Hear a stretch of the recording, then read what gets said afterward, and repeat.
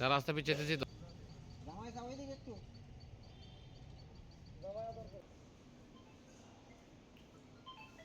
যে থানায় একটা বাইক লিফটিং কেস আমরা রেজিস্ট্রেশন করি।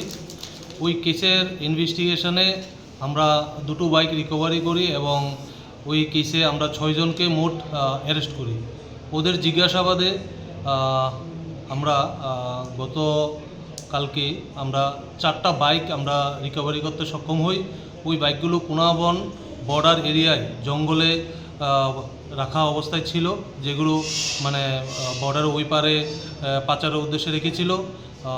ওই মুহূর্তেই আমাদের এনসিসি থানার অন্তর্গত অভয়নগর আউটপোস্টের অফিসার ইনচার্জ জয়নাল হোসেন ঘটনাস্থলে পৌঁছায় এবং ওই পুলিশকে দেখে ওই বাইক যারা রেখেছিলেন ওরা পালিয়ে যেতে সক্ষম হয় এবং আমরা 4টা বাইক রিকভারি করে এনসিসি থানায় নিয়ে আসি। পরবর্তী সময় বাইকগুলোর ডিটেলস আমরা কালেক্ট করি মোটর ভেহিক্যাল অফিস থেকে। কালেক্ট করে আমরা দেখতে পাই দুটো পালসার বাইক এবং R125 দুটো।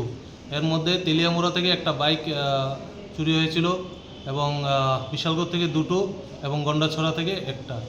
তো আমরা অ্যাকচুয়াল ওনারদের ইনফর্ম করি, ওরা আসবে থানায়, এসে পরবর্তী সময় আমরা পদক্ষেপ নেব।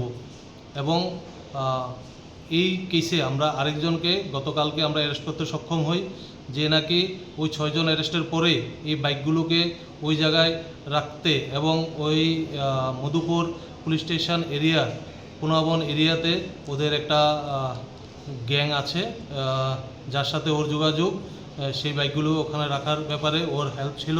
ওকে আমরা অ্যারেস্ট করতে সক্ষম হই। আজকে আমরা ওকে কোর্টে প্রেরণ করব। এবং পাশাপাশি আরেকটি সংবাদ, আমাদের গোয়ালাবস্তি এলাকায় একটি হার্ট অ্যান্ড অ্যাসাল্ট কেস হয়েছিল। কেসটা হয়েছিল আপনার ডিসেম্বর মাসের 7 তারিখ। তো ওই কেসে একটা চেইন স্ন্যাচিং ছিল।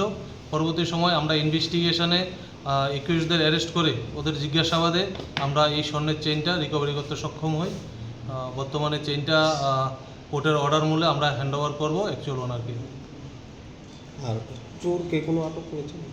হ্যাঁ, আমরা গতকালকে একজনকে অ্যারেস্ট করেছি বাইক লিফটিং কেসে। আগে ছিল 6 জন, মোট 7 জন অ্যারেস্ট হয়েছে এই কেসে।